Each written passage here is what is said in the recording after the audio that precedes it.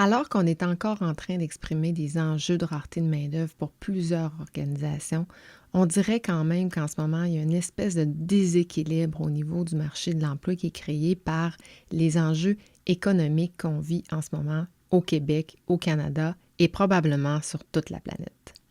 C'est ce que je te parle aujourd'hui. Le 4 novembre 2008, j'étais à Obama, dans le Nebraska, alors que Barack Obama a gagné ses premières élections et est devenu le premier président noir des États-Unis.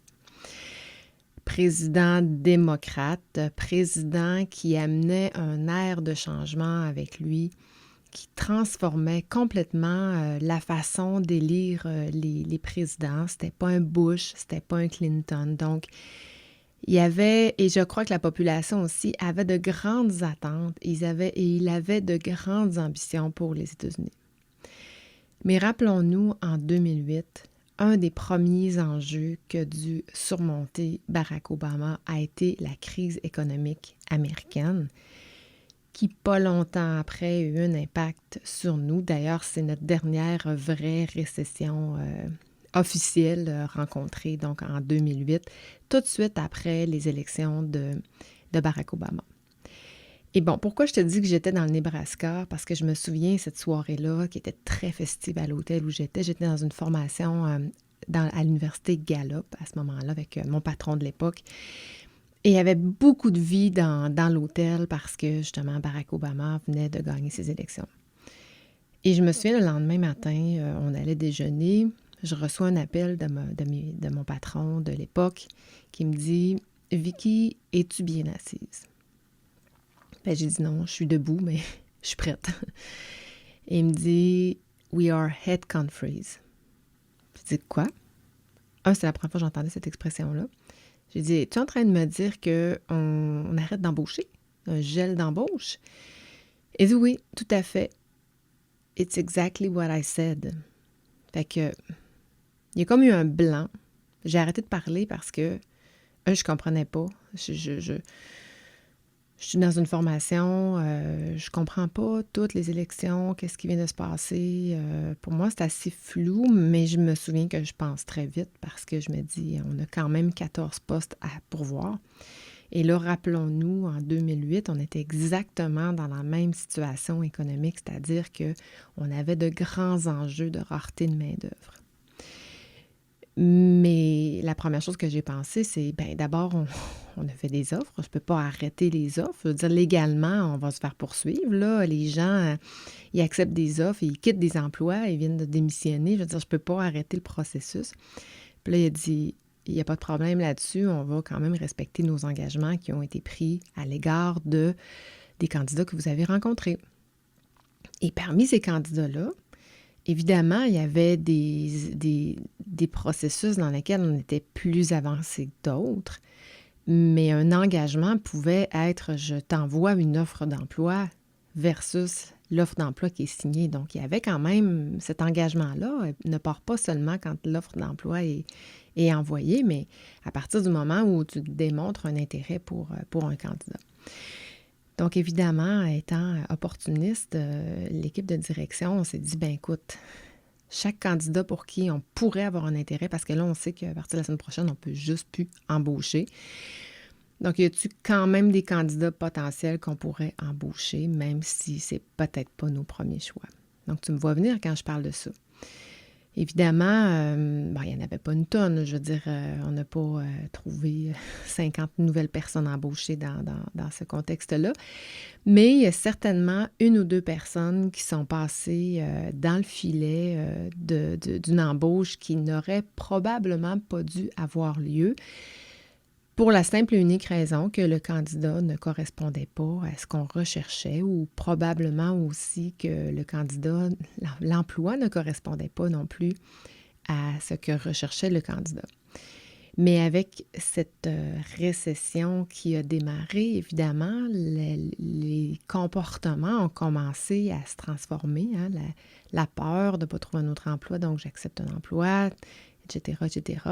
Mais nous, la préoccupation qu'on avait à cette époque-là, c'était, il faut livrer la marchandise. Mais deux, il faut penser aussi à nos employés qui sont essoufflés. À ce moment-là, on avait, chez Stracker Médical, on avait 330 employés. On avait 14 emplois à pourvoir, je me souviens, on avait 14, ce qui représente à peu près 5 quand même des effectifs totaux. Donc, on sait que si on a autant de postes à combler, c'est qu'on a certainement des besoins. Donc, il y a certainement en ce moment des ressources qui travaillent plus qu'une tâche normale. Donc, il fallait quand même considérer d'aller chercher le plus possible d'aide des candidats. Donc, qu'est-ce qu'on a fait? On a embauché, dans certains cas, les meilleurs des pas bons. Et pourquoi? Parce que, pouf, un matin, je reçois un appel, on est en gel d'embauche, puis la récession qui se présente sans même s'être annoncée. Donc, je veux dire, dans l'économie, il y a quelque chose qui est certain en économie, c'est que c'est que des incertitudes, en fait. Oui, on a des économistes, on a des prédictions, mais il y a des choses que les économistes, ça va bien au-delà de leurs prédictions. Donc, cette situation-là, on ne l'avait pas prévue.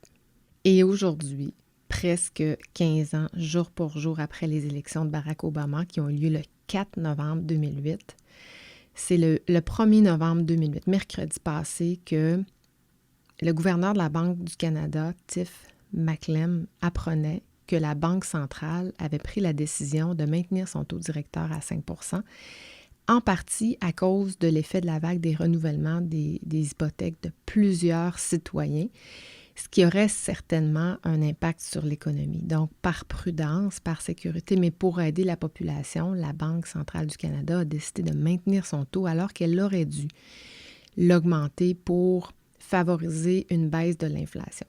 Rappelons-nous d'ailleurs qu'en 2008, une des raisons qui fait qu'on est tombé dans une crise économique aux États-Unis, ça a été justement la capacité des citoyens de payer, de rembourser leur hypothèque parce qu'ils étaient tellement endettés qu'ils n'étaient même pas capables de donner ils étaient à peine capables de payer les intérêts sur leur maison. Donc, plusieurs rapportaient les clés à la banque et disaient, bien, écoute, je ne peux pas faire plus que ça. Donc, les banques se sont ramassées avec un paquet de maisons. Donc, ils ont dû revoir et renégocier des ententes avec la population, ce qui a mis l'économie complètement en fragilité. Bref, le taux directeur est vraiment à prendre en considération, non pas juste pour les propriétaires de maisons, parce qu'évidemment, on voit, je lisais dernièrement dans des articles que pour certaines personnes, le paiement de leur hypothèque va doubler, ni plus ni moins. Qu'est-ce que ça fait? C'est que si je suis habituée de vivre avec un budget X, mais que j'arrive tout juste, et qu'on double mes paiements, bien là, je viens que je suis en incapacité de payer mon hypothèque. Bref, je pense que le taux directeur est vraiment un élément à prendre en considération, pas juste pour les propriétaires de maisons qui renouvellent leur hypothèque, parce qu'évidemment, tout le monde s'en soucie, ceux qui vont relever leur hypothèque. On lit dans les journaux que pour certaines personnes, leur hypothèque va doubler, ni plus ni moins, à chaque mois. Donc, il y a un déséquilibre qui se crée avec la capacité de payer des citoyens. Mais c'est un indicateur aussi qui ne doit pas juste être laissé aux propriétaires de maisons, mais qui doit être considéré par les entreprises, les organisations. Et ça, je pense qu'on le fait quand même assez bien pour les dirigeants d'entreprise. Mais à travers ça, je pense qu'il faut aller encore plus loin, à travers notamment nos processus de dotation, parce qu'il y a une espèce de déséquilibre qui va se créer dans l'offre et la demande, mais aussi la qualité des intérêts par rapport au poste. Et je te présente 3 éléments que je considère qui sont dangereux ou qui sont risqués ou qui sont à considérer pour 2024. Il y en a plein d'autres, mais il y en a 3 plus particulièrement qui me questionnent et j'ai hâte de voir 2024 pour voir comment va se comporter le marché de l'emploi, les chercheurs d'emploi, mais aussi les effets qu'auront les décisions prises sur le marché de l'emploi en 2024 sur le court, mais le moyen et le long terme également. Donc, évidemment, l'augmentation du taux d'intérêt peut avoir plusieurs effets sur les désirs des individus de changer d'emploi. Le premier effet, je crois, est que le coût de la vie plus élevé va avoir un impact sur la mobilisation dans les entreprises. Avec des taux d'intérêt plus élevés, évidemment, le coût des hypothèques qui augmente, mais ça peut réduire les revenus disponibles des ménages. Donc, une des choses qui peut arriver, c'est que les employés pourraient, ou les chercheurs d'emploi pourraient décider de chercher un emploi avec une rémunération plus généreuse pour compenser ces coûts supplémentaires. Puis, tu sais, il y a une expression qui dit « quand tu as faim, tu es prêt à prendre n'importe quoi ». Là, on le vit dans la consultation. Là, moi, quand j'ai peu de mandats, évidemment, on dirait que le pouvoir de négociation est un peu différent.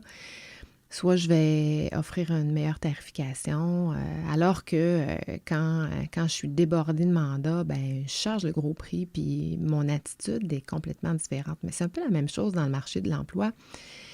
Si j'ai faim, si j'ai besoin d'un emploi, évidemment, ma posture va changer. Donc, je n'aurai pas exactement la même aisance, la même confiance en moi.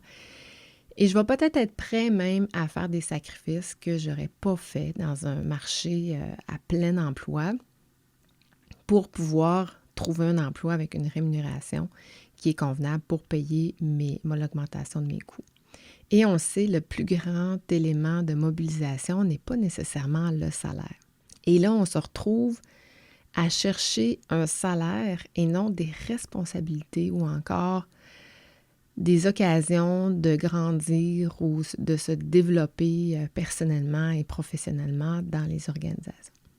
Donc, mettons que ça nous ramène pas mal au bas de la pyramide de Maslow. Et considérant que la vraie mobilisation ne peut arriver qu'à partir du 3e échelon de la pyramide de Maslow, c'est-à-dire le sentiment d'appartenance, l'estime de soi, et que là, les employés sont à la recherche de combler les besoins de base. Donc, les besoins physiologiques, se loger, se nourrir, se vêtir. Donc, on est vraiment à la base de la pyramide, là. Ou encore les besoins de sécurité pour sa maison, sa famille, etc.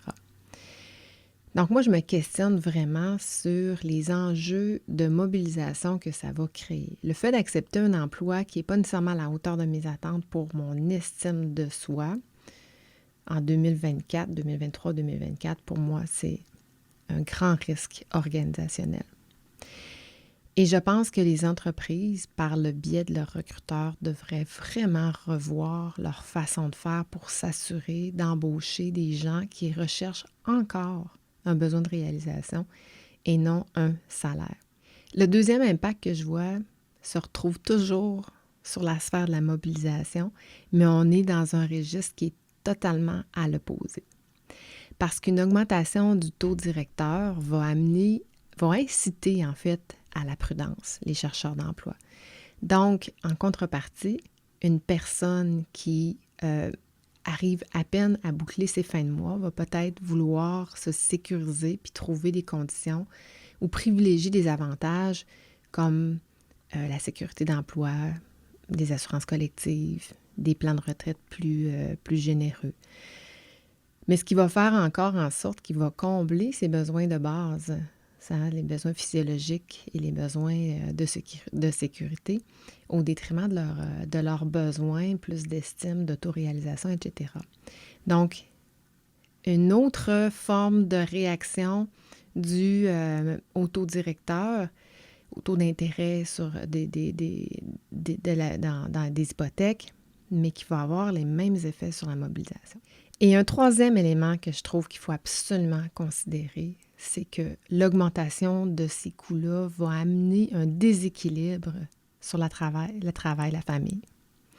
C'est bizarre à dire, hein, mais des enjeux de santé mentale, on commence à peine à en parler.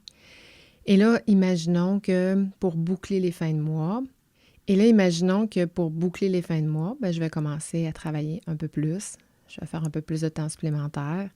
Ça se peut que j'accepte des contrats à l'extérieur, un autre emploi pour boucler les fins de mois. Donc, évidemment, ça amène une lourdeur, une fatigue physique, une fatigue mentale et inévitablement, ça va avoir un impact sur ma performance au travail. Et s'il y a plusieurs employés qui sont dans cette même situation-là, bien inévitablement, 1 + 1 = 2, ça a un impact direct sur la performance opérationnelle et la performance financière des organisations.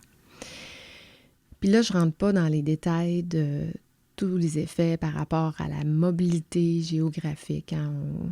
Maintenant, on attire des candidats qui sont dans d'autres régions, qui vont acheter des maisons. Donc, le marché n'est pas favorable à la mobilité des travailleurs. Le marché n'est pas favorable non plus à l'entrepreneuriat, hein, parce que, évidemment, une personne, un salarié qui décide de partir en affaires à son compte, ben la sécurité financière va être un élément déclencheur ou pas. Donc, on va probablement aussi voir des enjeux sur l'entrepreneuriat. Mais bon, je ne me lance pas là-dedans parce que on pourrait faire l'objet d'un épisode au complet. Mais bref, les effets du taux hypothécaire élevé sont subtils. Hein, la mobilisation, c'est intangible. Les problèmes de santé mentale ou le déséquilibre travail-famille, c'est intangible. Mais inévitablement, ça va avoir un impact sur la performance financière de l'organisation. Et surtout quand on pense que la mobilisation, c'est une quête des organisations qui est là depuis plusieurs années parce qu'on le sait qu'un employé mobilisé est un employé plus performant parce qu'il est plus heureux, donc il a plus envie de se donner pour son organisation. Et la mobilisation dit aussi que, par définition, la mobilisation, c'est une personne qui choisit consciemment de prendre son temps personnel et le donner à l'organisation. Ça, c'est la définition d'un employé qui est mobilisé. Et évidemment, quand je n'ai pas de temps à donner à la mobilisation, je peux être motivée par mon travail, mais je vais être plus dans des besoins, comme je disais tout à l'heure, de combler mes besoins physiologiques et mes besoins de sécurité. Donc, j'aurai pas d'énergie à déployer au-delà de ma capacité normale à donner à l'entreprise. Donc, on va se retrouver, certes, avec des employés qui peuvent être motivés par leur emploi, mais qui sont peut-être plus démobilisés que ce qu'on souhaite depuis plusieurs années et sur quoi on a investi énormément dans les dernières années pour faire mousser, pour faire augmenter dans nos organisations. Donc, je te laisse sur une question. Est-ce que les entreprises sont à risque d'être moins performantes dans les prochaines années, justement à cause de ces débalancements économiques? Peut-être que oui, peut-être que non. Mais je pense que ces éléments-là doivent certainement être considérés dans nos pratiques de gestion, dans nos pratiques de dotation, nos processus de dotation, nos processus de santé et bien-être au travail, dans nos décisions, nos orientations stratégiques.